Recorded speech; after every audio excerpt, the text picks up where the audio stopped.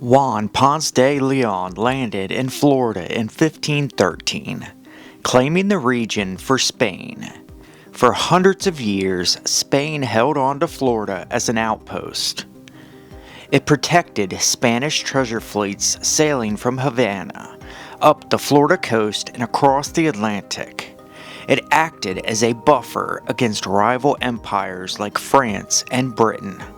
Spanish missions, forts, and settlements were built across the peninsula, including St. Augustine, the oldest permanent European settlement in the United States. Florida was always under threat. They had the British colonies to the north, privateers along the coast, and Native Americans still living in Florida. This changed after the French and Indian War. In 1763, Spain ceded Florida to Great Britain. For the first time in over 200 years, Florida was not under Spanish rule. The British divided the territory into East and West Florida. For the first time, Florida's population began to grow. Plantations expanded across the St. Johns. They traded with the other colonies. More settlers poured into the region, but the British period would not last long. The American Revolutionary War began in 1776. 13 colonies joined the rebellion, but Florida stayed loyal to the crown. The war became a global conflict. Spain and France joined the war. Florida was a haven for loyalists during the war. Its population grew by the thousands. When the war ended in 1783, Spain regained control of East and West Florida. The Second Spanish period had begun. Spain's control of Florida was weak during this period. The empire was stretched thin. Florida had few settlements and soldiers to protect it. Spain struggled to control the borders. American settlers began moving further south. Runaway slaves escaped into Florida and joined with the Seminoles. By the early 1800s, the border between the United States and Spanish Florida was tense. American settlers living near the border were angry. They believed that Spain was weak and could not control the territory. Many believed that Florida should and would belong to the United States.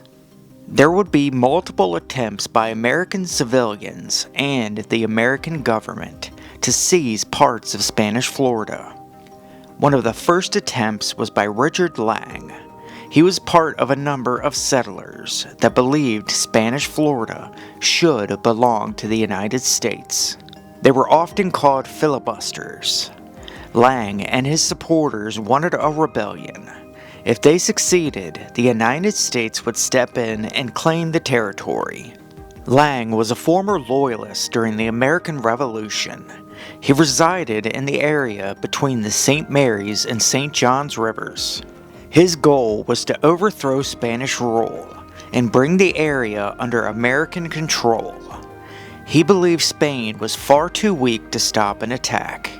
He was previously arrested by East Florida Governor Juan Nepomuceno de Quesada for conspiracy and treason. In June 1795, Lang, along with 70 men, entered East Florida. Some Spanish citizens joined the rebellion as they marched towards Fort Juana. On June 27th, Lang and his men captured and burned the small Spanish fort near modern-day Jacksonville. The captured garrison was sent to Amelia Island. Their next target was Fort San Nicolas. Governor Quesada got word of the rebellion and reached the fort before Lang. Quesada pushed the rebels back into Georgia, while another group freed the captured Spanish soldiers from Amelia Island. The uprising failed. Florida was still firmly under Spanish control. By 1812, Spain still held on to Florida, but its empire was weakened by revolutions and war in Europe. Officially, the United States was not at war with Spain, but American leaders were secretly planning to take over Florida. Revolutionary War veteran and Georgia politician George Matthews learned that the governor of West Florida, Don Vincent Foch, might be willing to transfer West Florida to the United States. Matthews met President James Madison. They discussed a plan to not only annex West Florida, but East Florida. Madison was very vague and did not give any direct orders.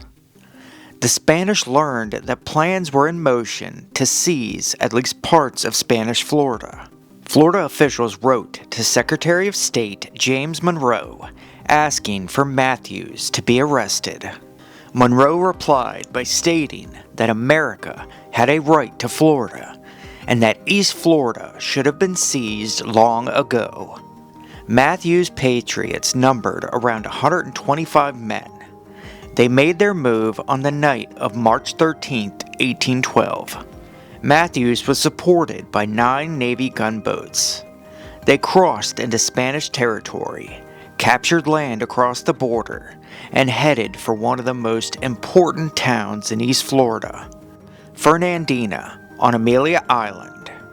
A number of U.S. soldiers and Spanish subjects joined the Patriot ranks, bringing their number to around 250 men. With support from U.S. forces, the Patriots captured the town without firing a shot. Spanish troops were surrounded and outnumbered. A new flag was raised, the Republic of East Florida. Although the Republic was independent of America, within 24 hours, U.S. troops moved in and took control of the territory. This created a serious problem for the United States. Tensions with Britain were high, and now the Spanish government was furious with the capture of Fernandina. Madison feared Spain, Britain, and their allies would join a war against the United States. Madison withdrew Matthews of his duties, but decided to hold on to the new territory. The Patriot War was a strange and messy conflict, and all of this unfolding during parts of the larger chaos of the War of 1812. The Patriots marched south, capturing rural areas and forts. They captured Fort Mose just outside of St. Augustine, the largest and heavily fortified city in Florida. The Patriots pushed inland to modern-day Alachua County. They were attacked by Seminole warriors numerous times until they finally withdrew. The war was unpopular and a political nightmare. The Republic lasted until 1814. The Patriots captured hundreds of miles of territory, but failed to capture St. Augustine. But it would not be the last time that U.S. forces marched into Florida without a declaration of war. The situation along the Florida-Georgia border had gotten far worse. Escaped slaves continued to flee to Spanish Florida. Many were taken in by the Seminoles. During the War of 1812, the British built a fort along the Apalachicola River. It was abandoned after the war, but became a refuge for hundreds of escaped slaves and black Seminoles. It was armed with heavy cannon, powder, and muskets. In July 1816, American forces and gunboats entered Florida to bombard and destroy the fort.